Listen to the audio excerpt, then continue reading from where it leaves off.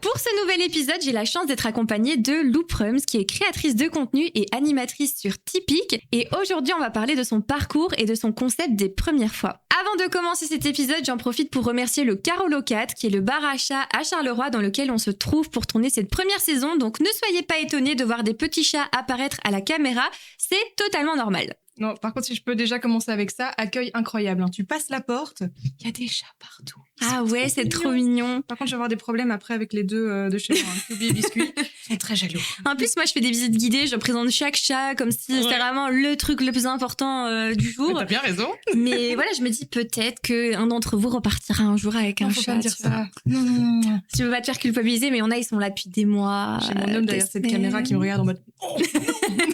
Alors que c'est le premier à s'être traîné sur les chats quand même. En plus, c'est si. Merci de balancer. Donc, comme je l'ai dit juste avant, tu es animatrice pour Tipeee. Comment ça s'est passé? À quel moment tu t'es lancée? Alors, dans la radio, moi, ça fait déjà 8 ans. Ah oui. Il faut savoir que le coup de cœur pour les médias, ça a commencé quand j'avais 16 ans. J'ai participé à The Voice Belgique. Oh, toi aussi. Oui. J'avais 16 ans à l'époque. C'était la saison 2 avec Natacha Saint-Pierre qui était ma coach. Et en fait, donc moi, ce qui m'attirait, c'était le théâtre, c'était la danse, le chant, très artistique en fait. Et en participant, j'ai adoré l'expérience. Mais je suis sortie de là en me disant, le chant, je veux que ça reste une passion. Par contre, Maureen Louis, ce qu'elle est en train de faire, là, ça me plaît bien. Et donc, finalement, j'ai eu un coup de cœur pour son métier à elle. Et je me suis dit, tiens, qu'est-ce qu'elle a fait comme étude? J'ai vu qu'elle avait fait l'IEX, donc une haute école de communication à Bruxelles. J'ai fait ça en publicité en plus, donc rien à voir, mais j'adorais le côté créatif. Et donc, finalement, en m'inscrivant là-bas, j'ai découvert le média de la radio, que je ne connaissais absolument pas. J'écoutais pas beaucoup la radio, même quand j'étais petite. Mais c'est vrai que quand on est adolescent, on n'écoute pas forcément la radio. Ça dépend. Il y a vraiment deux écoles. Il y en a qui étaient tout ce qui était libre antenne et tout. Le nombre de potes qui étaient à 20h ou 21h, comme ça, dans leur chambre, en train d'écouter les libres antennes. T'avais vraiment deux écoles. J'en faisais pas partie. Mais quand je l'ai découvert à l'IEX, j'ai adoré. Et je me suis dit, OK, en fait, la télé, c'est très chouette. C'est un format différent. Mais la radio, il y a ce côté très authentique, tu peux être totalement toi-même. Il y a un peu moins de code, c'est un peu moins cadré que la télé, donc un peu plus de liberté. J'ai adoré cet exercice-là. Et finalement, j'ai commencé dans une web radio. Et dès que j'ai eu fini l'IEX, j'ai commencé chez Fun Radio pendant 4 ans. Et puis Tipeee m'a débauché 4 ans plus tard. Ah, c'est ça trop fait 4 chouette. ans chez Tipeee, donc 8 ans de radio. Et t'as dû passer des castings pour rentrer chez Fun Radio ou ça s'est vraiment fait naturellement? Ça s'est fait assez naturellement, en fait. C'était... comment ça s'est passé exactement? Oui, j'ai donc eu ce coup de cœur pour la radio à l'IEX et j'ai une pote, tout s'est joué à ça, une pote qui m'a mentionné dans un post sur le groupe de toute notre année. Il disait on cherche des animateurs radio et on m'a mentionné dans ce post-là. J'ai contacté et je me suis retrouvée sur cette web radio où j'avais une émission une fois par semaine. Mais web radio, il y avait peut-être 4 auditeurs, dont mes parents. Ouais. Il n'y avait pas grand monde qui écoutait. Quoique, parce qu'on a quand même repéré là-bas. Et finalement, dès que j'ai terminé l'IEX, c'est Fun Radio qui m'a contacté. Tiens, on cherche justement quelqu'un au marketing et potentiellement pour faire de l'antenne. Et 6 mois plus tard, j'étais au Drive avec Samy, qui est toujours mon binôme aujourd'hui. Mais c'est hyper chouette, comme quoi dans tout petit projet à la base, tu peux en faire quelque chose de très, très grand. C'est fou. Ça part de rien, c'est un hasard, c'est les planètes qui s'alignent. Et finalement, ton destin, il est là, quoi. Exactement.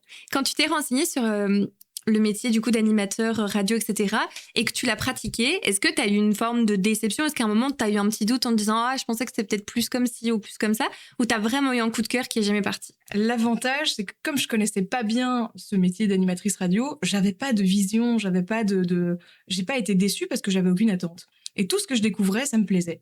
Et donc, c'est trop chouette. Donc ouais, non, pas de déception. Finalement, j'ai cette liberté que j'ai très vite perçue dans ce métier, je la vis encore aujourd'hui et j'adore ça.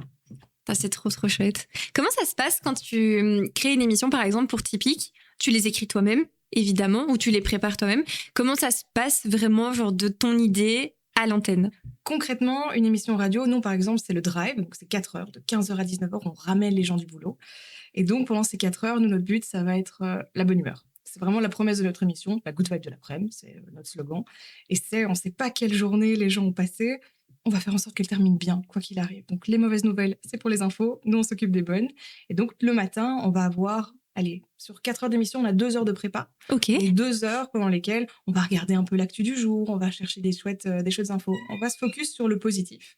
Et donc, c'est un travail d'équipe quand même. On a un assistant aussi avec Samy qui va être là on va lui envoyer les articles. Il va un peu résumer tout ça. Et nous, on va se réapproprier ces résumés pour pouvoir les livrer à l'antenne, à notre sauce, à notre façon, voilà, avec notre binôme à nous deux. C'est pas long d'animer pendant 4 heures, quasiment non-stop, parce qu'il n'y a pas vraiment de pause quand on est à la radio. C'est pas trop long parfois? C'est une bonne question, parce qu'en vrai, 4 heures, ça peut faire peur. Ouais. J'avoue que les premières fois qu'on m'a dit oui, ce sera une émission de 4 heures, tu te fais oulala, attends, 4 heures d'affilée. 4 heures où je dois parler. En fait, ça passe à une vitesse. Déjà parce qu'il y a quand même beaucoup de musique. On est à un drive, ce qu'on appelle un flux amélioré. Donc, le flux, comme ça, je vous donne un peu de jargon radio aussi. Le flux, c'est quand vous avez quelqu'un qui est tout seul à l'antenne et qui va avoir de la musique, et entre les musiques, il va vous dire, bah voilà, ça c'était Shakira, maintenant on va écouter Coldplay avec tel son. D'ailleurs, ils seront sur telle scène bientôt. Ça, des petites interventions comme ça, pendant 2-3 heures, ça va être du flux. Le flux amélioré, c'est un peu plus long. Et c'est pour ça que là, on se permet d'être 2, d'ailleurs. C'est qu'il y a un peu plus de discussion, on crée un peu plus de contenu. Il y a des jeux, il y a des cadeaux, il y a des invités. Et donc là, c'est vraiment un peu un mix parfait. Parce qu'à la radio, t'en as qui cherchent la musique, t'en as d'autres qui cherchent plus de blabla. Bah là, c'est un peu un entre-deux et un équilibre qui est hyper satisfaisant. Parce qu'en même temps, il y a de l'info. Tu écoutes notre émission, t'as appris quelque chose. Oui. Souvent, en plus, c'est des choses positives que t'as envie de repartager derrière. On a des beaux moments, on offre des beaux cadeaux. Et en même temps, pour les music lovers, bah, ils sont satisfaits parce qu'il y en a. Et donc, finalement, 4 heures, ça passe super vite parce qu'il y a quand même beaucoup de musique. Et d'un autre côté, je dis toujours, faire une émission radio, même pour nous, c'est un peu une thérapie. Parce qu'il y a des jours, voilà, comme tout le monde, on est plus dedans ou moins dedans. Il est 15h. 14h57, on va chercher notre café parce que ça, c'est notre rituel. Avant c'est de commencer l'émission, il faut notre café. Et en fait, au moment de commencer, bah, j'en sais rien. Samy est sorti la veille. Oui, je balance, Samy. Samy est sorti la veille. Moi, j'ai appris une mauvaise nouvelle le matin ou n'importe. On n'a pas trop le moral.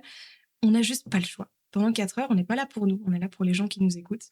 Et je crois qu'il nous faut peut-être 15-20 minutes maximum. On n'est déjà plus du tout dans le même mood. Ouais. Et on se tire vers le haut. Et finalement, on démarre l'émission avec une petite énergie. Je peux dire qu'une demi-heure après, on est dedans. Ah oui, donc c'est vraiment un boost même pour vous. Ah ouais, totalement. Ah, c'est hyper chouette. En fait, c'est une thérapie. Pour tout le monde. C'est vraiment une thérapie pour tout le monde. C'est du win-win. Du coup, tu m'as dit que ça faisait quelques années déjà que tu travaillais avec Samy en binôme. Est-ce que du coup, les binômes, c'est ceux qui gèrent les émissions, qui les définissent? Ou est-ce que bah, du coup, là où vous avez pu vous rencontrer avant, ils ont un petit peu testé si vous y avez une affinité ou pas, ou vous avez dû juste apprendre à travailler ensemble et que ça s'est fait naturellement? Avec Samy, on a eu énormément de chance que ce binôme soit créé. Parce que c'est vrai que c'est qui tout double. Généralement, ce sont les directeurs d'antenne qui vont prendre des décisions, qui vont créer un duo, un trio, voir un petit peu comment ça fonctionne une équipe. Et t'as pas toujours l'occasion, tu vas avoir quelques émissions, on va dire émission 0, où tu vas un peu prétester, voir comment se passe la dynamique. Mais globalement, tu vas rarement avoir 2 mois pour faire une émission par jour, pour te roder. Ouais. Souvent, t'es lâché et ça match ou ça match pas. Et la grande chance qu'on a eue avec Samy, c'est que, en fait, très vite, on est devenus plus amis que collègues. Ça a matché. C'est hyper chouette. On se voit tout le temps. Je passe mes semaines avec lui à l'antenne. Et les week-ends, il est là. Nous sommes en trouble, Joe, Samy et moi. C'est presque ça. C'est pour ça qu'il y a autant d'affinités là pendant les émissions. Attends, je vais avoir des problèmes. Non, mais c'est vrai, avec Samy, c'est un bonheur parce que il fait partie des personnes avec qui je me marre le plus. C'est fou rire sur fou rire. Et en même temps, voilà, c'est des chouettes valeurs, c'est une belle amitié. Et je suis ultra reconnaissante. C'est Fun Radio qui l'avait créé, ce duo à l'époque. Et je suis ultra heureuse que Typique nous ait pris tous les deux pour qu'on puisse continuer. C'est super chouette. Ouais, et c'était pas gagné en plus. Donc, parce que voilà, c'est toujours dangereux pour une radio d'aller chercher un duo qui existe déjà. Ils nous ont fait confiance.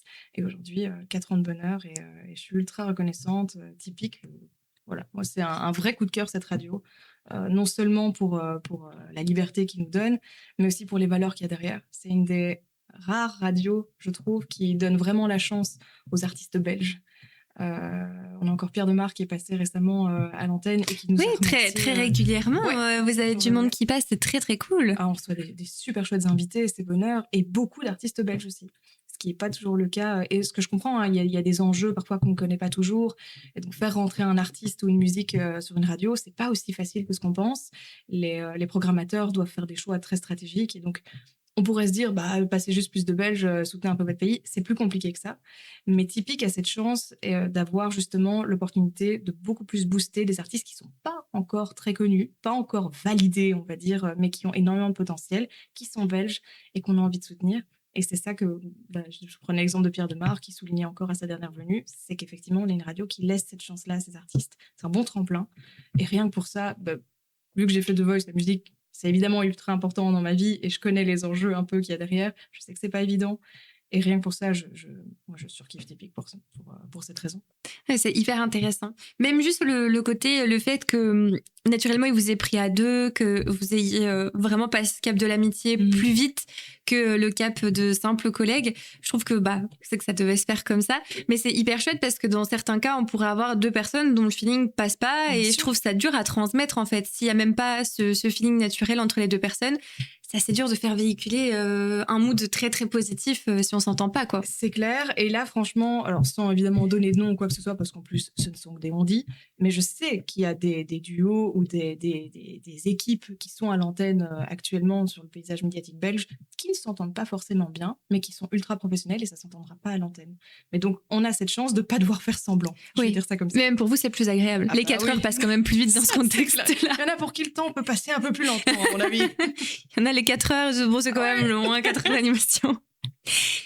Tu parlais tout à l'heure du fait que vous prenez les nouvelles le matin, donc vous avez un assistant qui les rédige, mais vous les remettez à votre sauce. Ouais. Est-ce que tu trouves que ce côté spontané que vous devez avoir à l'antenne, c'est quelque chose qui est inné naturellement quand on veut faire de la radio, ou c'est quelque chose qui peut se travailler? Est-ce que tu penses qu'on peut faire un mix des deux, que même si c'est pas naturel chez nous, ça peut se travailler et le devenir? À 100%, ça se travaille. Tu reprends ma toute première émission et tu la compares à celle de maintenant avec Samy, hein. La dynamique n'est pas du tout la même. On a appris à se connaître, c'est un ping-pong, je sais quand il va finir sa phrase, il sait quand je vais finir la mienne. Donc c'est une vraie relation qui se crée petit à petit. Donc non, c'est quelque chose qui peut totalement s'apprendre, que tu sois seul en radio ou que tu sois avec quelqu'un, tu crées toi-même ton équilibre, quelle intonation tu veux donner. J'ai même envie de te dire, tu changes de radio, tu peux tout réapprendre quasiment presque. Parce que tu parles pas au même public. C'est vrai. Tu vas poser ta voix différemment, tu vas utiliser d'autres expressions si tu es sur une radio jeune ou si tu es pour un public peut-être un peu plus âgé. Pas du tout la même intention derrière. Donc, tu peux apprendre à te positionner différemment en fonction de sur quel média tu passes. C'est un truc que je me rendais pas forcément compte, que d'une radio à une autre, ça pouvait totalement changer et qu'on n'avait pas forcément les mêmes attentes. Pour moi, c'est juste ta personnalité est cool, ta manière d'animer est cool. Littéralement, toutes les radios pourraient te démarcher, mais c'est plus compliqué que ça. Exactement. Ouais. Tu dois finalement aller t'adapter à la couleur de la radio sur laquelle tu vas te trouver et au public qui va t'écouter. Ok. Tu parlais de ton premier épisode. Est-ce que tu te souviens de ta première antenne et de ce que tu as ressenti, comment ça s'est passé? Ok, oui. Oh my God. Oui. C'était sur Fun Radio à l'époque et j'ai pas commencé à l'antenne comme animatrice. J'ai commencé comme journaliste. Oh. Ah oui. Alors, je suis pas du tout journaliste, hein, mais je faisais les infos le matin pour l'émission de Bruno Guillon qui faisait la matinale et qui fait encore la matinale. C'est pas du tout le même mood que ce que tu fais maintenant. Du tout. Surtout que moi, j'avais pas l'habitude. Et donc, pour vous donner une idée, je crois que mes premiers flashs, c'était très stressant. C'est un exercice qui est hyper compliqué parce que comme c'est une émission qui a lieu en France, on va pas rentrer dans les termes techniques, mais on va dire qu'ils vont d'un coup passer sur la radio belge et puis repartir en France. Et donc, tu vas avoir, par exemple, 1 minute 25, tout pile, où tu vas devoir parler. Et après, ça va repasser sur la France. Pas 1 minute 24, pas 1 minute 26, à 1 minute 25, il doit terminer de parler. Donc, je peux vous dire qu'au niveau du timing, c'est vachement stressant. Ah oui. Donc, tu as ton flash devant toi et tu regardes constamment les secondes qui défilent parce que tu dois finir au bon moment. Donc, c'est un peu stressant déjà comme exercice de base. Et en plus, moi qui n'avais jamais fait de flash, au début, mais moi, j'espère que ces fichiers n'existent plus. Je crois que j'avais une voix de téléphone rose. Je savais pas comment poser ma voix. Et donc, à mon avis, tu avais une sorte d'info un peu sensuelle comme ça. Mais en même temps, c'est hyper difficile.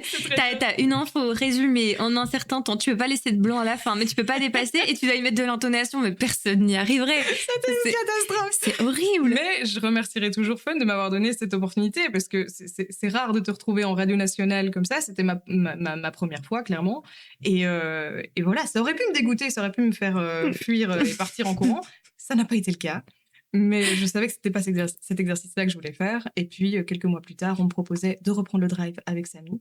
Et là, c'était un grand oui. Et t'as fait des flashs pendant combien de temps? Pas longtemps, heureusement. Je crois que c'était pendant l'été, genre pendant 2 mois pendant les vacances scolaires, en fait, tout simplement. Et ça allait mieux à la fin ou c'était toujours un enfer? Non, ça allait mieux. Mais c'est un exercice finalement qui s'apprend vite. Mais la première fois, j'étais morte de trouille. Ah, tu m'étonnes. Morte de trouille. Mais je trouve que n'importe quoi à faire la première fois, surtout quand il y a autant de gens qui peuvent te juger. Ah ouais. Parce que même si on ne voit pas les gens directement, quand tu fais de la radio, etc., tu sais qu'il y a des personnes derrière. Et donc, il y a un peu cette pression. Mais alors, en plus de ça, si pendant ton flash, tu bégayes, que tu perds une seconde, etc., non, ça doit être... Franchement, je voudrais même pas essayer. Ça doit être horrible. En même temps, une fois que tu as fait ça, tu es prête pour tout derrière. Ouais, c'est vrai. C'était beaucoup plus facile derrière de commencer à animer une émission parce qu'il y avait... Alors, c'est un exercice totalement différent, mais j'avais moins de pression et de stress liés au timing pur et dur. Et en plus, les infos, c'est quand même quelque chose d'assez sérieux. Tu peux pas raconter n'importe quoi. Ouais. Donc voilà. Donc, il y avait un peu plus de liberté et de légèreté derrière. C'était un peu plus facile. Ouais, et en plus, les infos, c'est pas toujours positif. Hein. Non. Tu as aussi lancé un concept des premières fois. Ouais. Est-ce que tu pourrais expliquer concrètement ce que c'est? Alors, j'ai lancé Looprums. Ça, c'était en 2020. Je crois que comme beaucoup à cette période-là, en plein confinement, on ne savait pas trop si on allait pouvoir ressortir. Et donc, j'ai commencé à faire une liste de tout ce que j'aurais dû faire tant qu'on pouvait encore sortir. Parce qu'il y avait vraiment un peu cette question qui se posait de... Est-ce qu'on va ressortir? Exactement. Et on se posait vraiment cette question à un moment donné. Donc, j'ai commencé à me dire, OK, si on sort, voilà tout ce que je vais faire. Je me fais la promesse. Et c'est devenu une to-do. Et je me suis dit, tant qu'à faire, je suis chez moi, on faisait la radio à distance, donc dans mon salon. Donc Samy était dans son lit, moi dans mon salon, et on faisait l'émission comme ça. Donc on continuait quand même de bosser, mais j'avais beaucoup plus de temps libre. Et donc je me suis dit, OK, je vais faire cette to-do. Et dès qu'on est sorti, j'ai commencé à vivre ces premières fois. Et le terme est venu, j'étais sur mon canapé. Et je me suis vraiment dit, OK, je veux faire des choses que je n'ai pas encore faites. Je veux vivre des nouvelles expériences. Je vais vivre des premières fois. Et c'est comme ça que Looprums est né. C'est trop, trop chouette. Et du coup, c'était naturel pour toi de les filmer à chaque fois et d'en faire un concept? Ce qui m'a aidée, c'est que pour lancer ce concept, j'avais déjà un compte Instagram qui était Lou Radio à l'époque, qui était vraiment focus sur mon métier d'animatrice. Et je me suis dit, je veux pas que les gens me suivent parce que je suis animatrice radio, je veux vraiment qu'ils me suivent pour le concept. Je veux que ça leur parle. Et je veux même pas qu'on sache que je suis animatrice. C'est l'avantage d'être animatrice radio, c'est que souvent on connaît ta voix, mais pas ton visage. Et donc je me dis, je vais vraiment créer un autre compte. Comme ça, je me mets pas de pression. J'ai prévenu quasiment personne que je lançais ça. Vraiment quelques amis très très proches, mais tous ceux de la radio ne le savaient pas.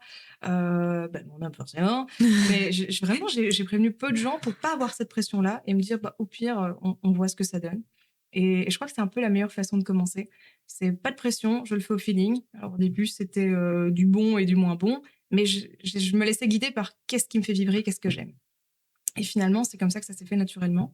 Et je voulais vraiment apporter ce message de restez curieux, vivez des premières fois, sortez de votre zone de confort, parce qu'on non seulement, déjà, on fait des belles découvertes sur ce qu'on aime, ah tiens, je pensais pas que j'allais kiffer cette activité, c'est inversement, mais on en apprend tellement plus sur soi. Et finalement, je me suis rendu compte qu'assez vite, ça inspirait aussi les gens qui tombaient sur mon profil, ça augmentait petit à petit, je me suis dit, tiens, je vais leur offrir les premières fois que je vis, et donc c'est devenu le concept, je vis une première fois, et je vous l'offre. C'est hyper, hyper cool. Merci. Ah, mais je sais pas, moi j'adore. En fait, j'aime le fait que t'as pas pensé qu'à toi dans l'histoire. Tu t'es pas dit, OK, je vais vivre une première fois et juste la documenter. Tu t'es dit, OK, si moi je la vis, je vais faire en sorte que quelqu'un d'autre la vive aussi. C'est tellement différent de ce que plein de créateurs font que, je sais pas, je trouve que c'est hyper attentionné, c'est très beau. Ça me touche beaucoup et c'était une évidence. Surtout que ce qui était très compliqué au début, c'est que quand on commence, évidemment, on n'a pas de sous, on n'a pas de rentrée d'argent ou quoi que ce soit, c'était totalement à côté. Et donc, je n'avais pas de partenaire. Donc, les premières fois que je vivais, je les payais. Et les premières fois que j'offrais, je les payais aussi. Et donc, il y avait ce côté, c'est encore plus gai pour moi de les voir vivre leur première fois derrière, parce que je savais que j'y avais donné mon temps, mon âme, mes sous, et que c'était de toute façon que du bonheur pour tout le monde. Et donc voilà, c'était finalement, ça s'est fait assez naturellement. C'est hyper cool. Est-ce qu'il y a une expérience en particulier que tu as vraiment aimée parmi tes premières fois?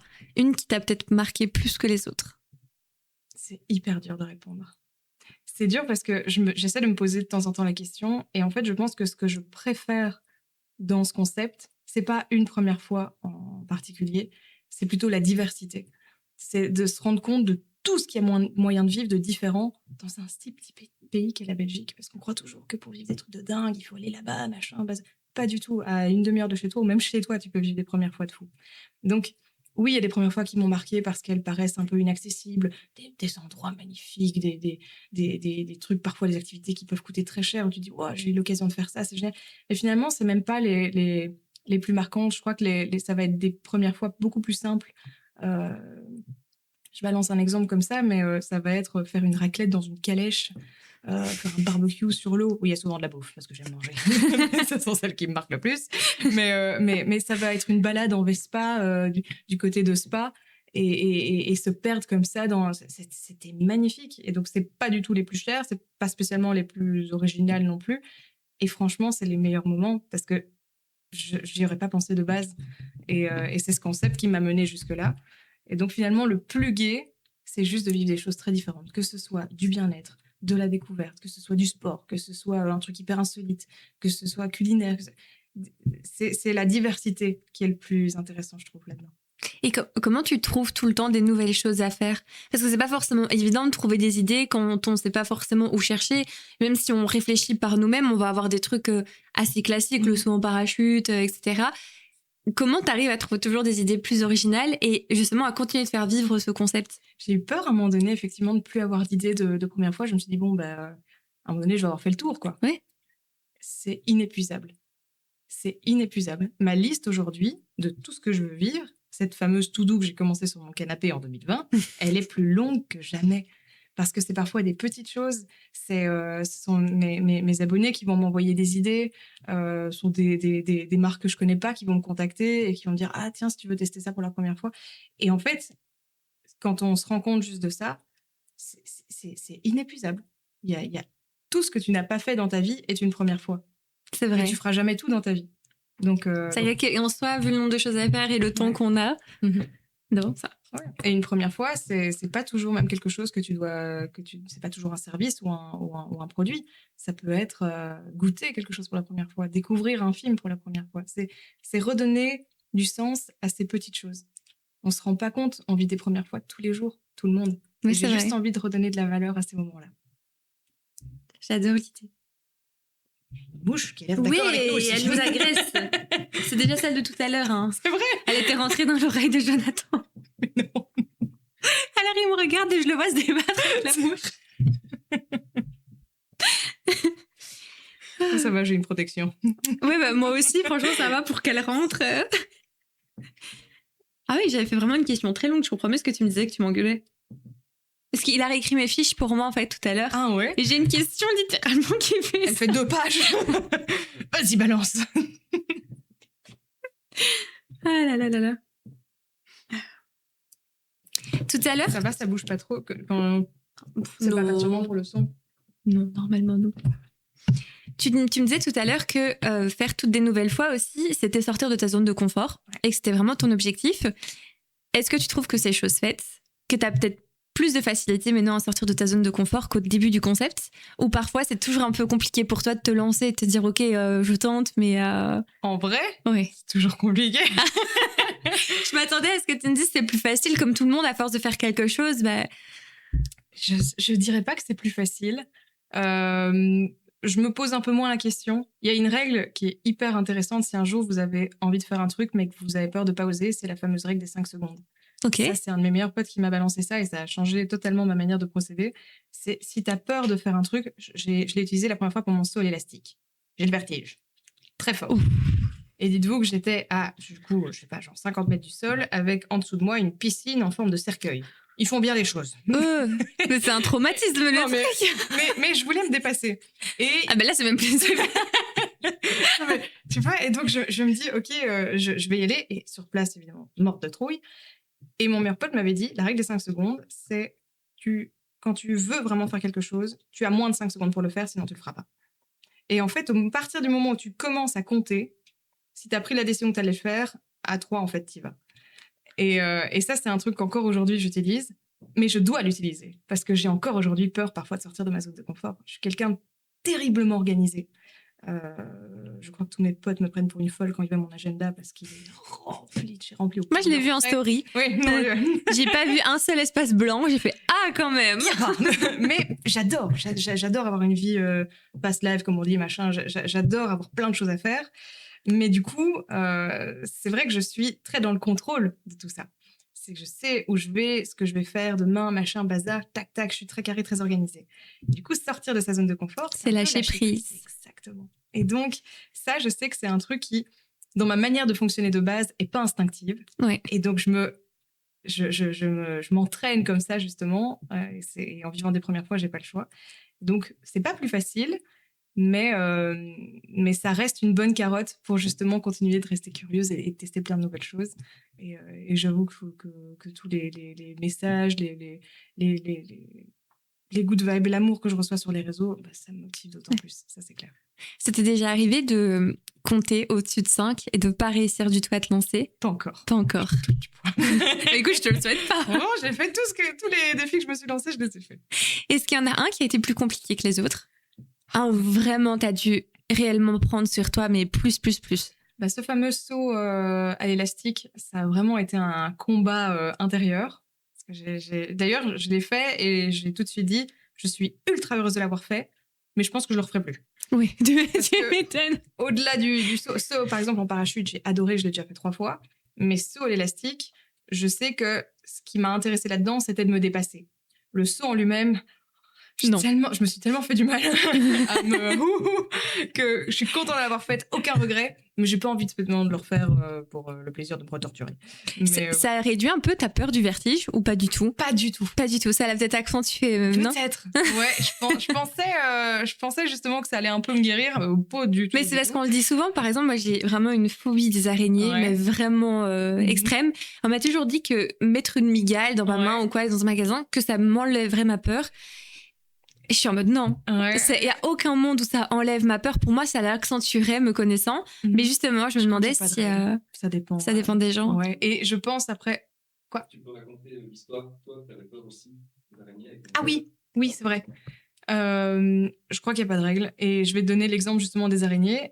J'étais pas arachnophobe, mais clairement, les araignées, c'est pas mon truc. Ah, moi non, moi, c'est en mode, je me montrais sur la table pendant l'interview, là, tu vois. Mais en gros, je suis arrivée chez mon beau-père. J'ai rencontré le père de mon homme, du coup, il y a 12 ans. 13, mon Dieu. 13 ans. Attention, 13 ans. tu parles des problèmes. Je vais repartir célibataire de cette interview. Ça fait 13 ans. Et donc, le jour où je le rencontre, je comprends très vite que c'est un personnage et que je l'aime de tout mon cœur, évidemment. Et au moment où j'arrive chez lui, je comprends qu'il a une salle où il se passe des trucs un peu bizarres. Ouh, va falloir préciser, là, par contre. Fond de la maison, un peu perdu. Tu tombes pas là par hasard, quoi. Et dedans, tu as un immense kicker. Tu as plein de vinyles, tu as des machines à sous et tout, tu vois. Tu as un délire super chouette. Une salle d'arcade dans sa maison. Ouais, mais il n'y a pas que des arcades là-dedans. Ah, et les Il y a araignées. plein de terrariums. Oh non. Et il y a des araignées, des migales, des smithies, je crois que ça s'appelle comme ça. C'est celles que tu vois aussi beaucoup dans les films. Donc elles sont totalement inoffensives, évidemment. Mais certaines, il y en avait des plus agressifs que d'autres là-dedans. Mais globalement, celle qu'il avait, je crois qu'elle s'appelait Pauline, parce qu'elles avaient des petits noms. Mais c'est atroce. Et il y avait une araignée qui s'appelait Pauline. Il y avait la petite étiquette sur le terrarium. On sent que ça t'a marqué. Mais déjà, mais t'as de pris fou. le temps de lire l'étiquette parce que moi, je Oui. serais ressortie. Mais au début, t'as du mal à rentrer dans cette pièce. Puis il te dit, t'inquiète pas, fais-moi confiance, tout ça. Et au bout d'un quart d'heure, tu rentres dans la pièce. Puis tu restes bien loin des terrariums, tu les regardes de loin. Puis au bout d'un quart d'heure, tu te rapproches du terrarium. Et en fait, ça se fait petit à petit. Et j'ai terminé au bout d'1h30 avec une migale dans ma main. Ah. Et en fait, Avec il a Pauline réussi... Avec Pauline. Avec Pauline dans ta main. C'était Popo. Et ça est devenu ma copine. Et en gros, je sais pas pourquoi, mais ça a totalement, là pour le coup, changé. Je n'ai plus du tout peur des migales parce que je vois ça comme un petit animal. C'est pas un insecte pour moi maintenant. C'est vraiment devenu. Ça a des petits poils, c'est tout mignon, c'est tout lent comme ça. Tu la sens à peine quand elle se déplace. C'est pas hyper rapide, ça va pas te sauter dessus ou quoi que ce soit. Ça dépend des araignées, mais pas celle-là. Mais Oh, mais t'es juste tombée sur Popo gentil, c'est tout. Parce que... T'as eu de la chance. Mais Pauline m'a réconciliée avec les araignées. Ah ouais, non, J'ai toujours du mal avec les araignées de jardin, mais les grandes, étonnamment, Elles me font pas peur. Ah mais moi c'est à un point où même par exemple faire la haie dans mon jardin ou quoi, je suis incapable. C'est même par une canicule, je vais sortir avec tout l'attirail, des chaussettes hautes, le pantalon, rien de large parce que j'ai l'impression que ça va me rentrer en dessous du vêtement ou quoi. C'est vraiment moi pression plus quoi. Ouais, je comprends. Ah ouais non. Écoute, du coup maintenant j'ai peur des petites mais pas des grandes. À ne pas sortir du contexte s'il vous plaît.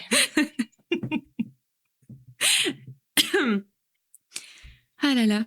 Bon, qu'est-ce qui te plaît le plus dans le fait de partager du contenu ? En dehors vraiment du concept des premières fois, juste dans le fait que tu partages ton quotidien, etc. Qu'est-ce qui te plaît le plus là-dedans ? C'est dur à dire. Ça peut être plusieurs choses. Bah, globalement, ce qui me plaît, j'avoue, c'est les rencontres que j'ai pu faire à travers toutes ces premières fois, que ce soit via les personnes que j'ai rencontrées qui me suivent et avec qui je communique beaucoup. J'essaie vraiment de répondre quasiment à tout le monde sur Insta. C'est pas toujours évident, c'est pas toujours possible. Mais Moi, à chaque fois, je me dis, je me prends un jour sur le mois pour le faire, mais c'est atroce. J'arrive pas à suivre. Je sais pas, ça me semble trop.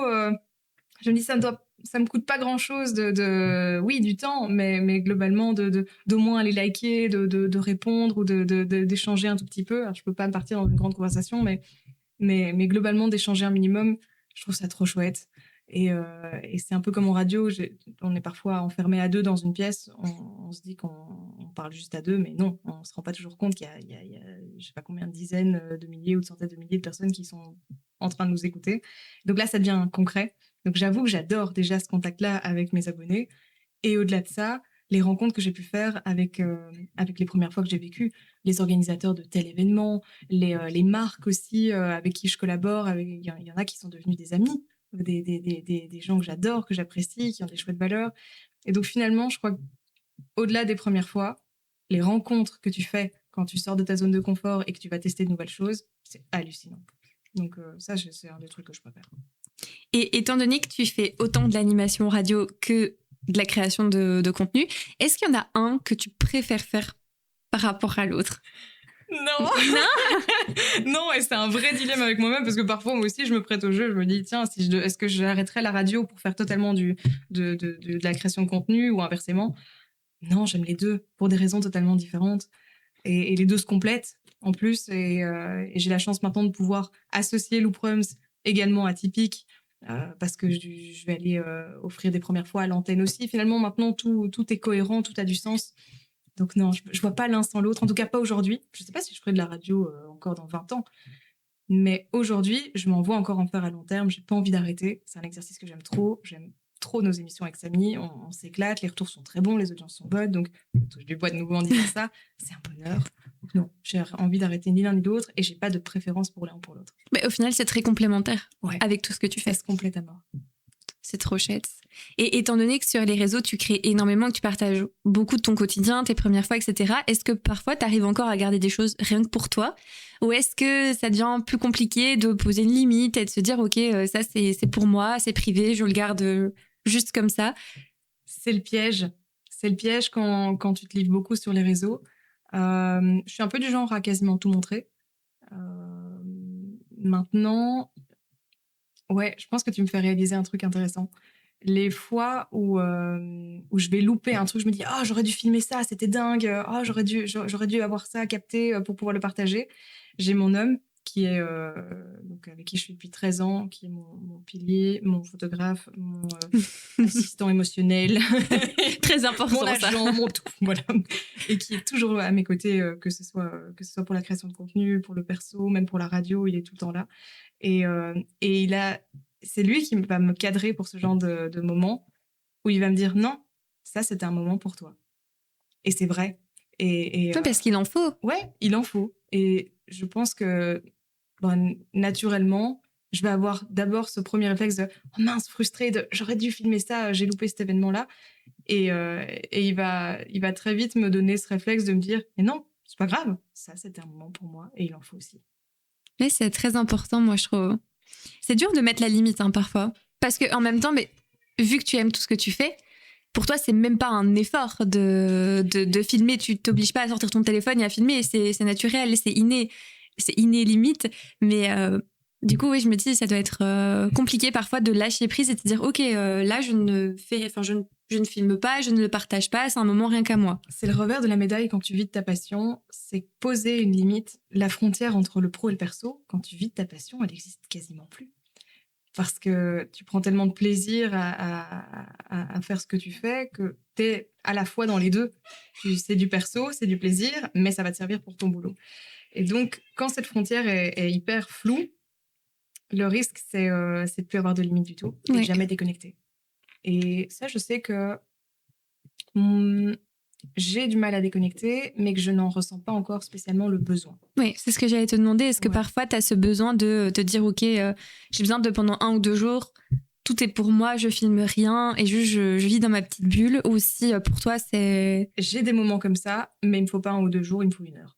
Ah d'accord. Parce que je vais me mettre dans mon canapé, je vais me dire, ok, là, je pose mon téléphone, je lance ma série, ou je vais lire mon petit passage, ou je vais me prendre 1 heure, où je vais totalement...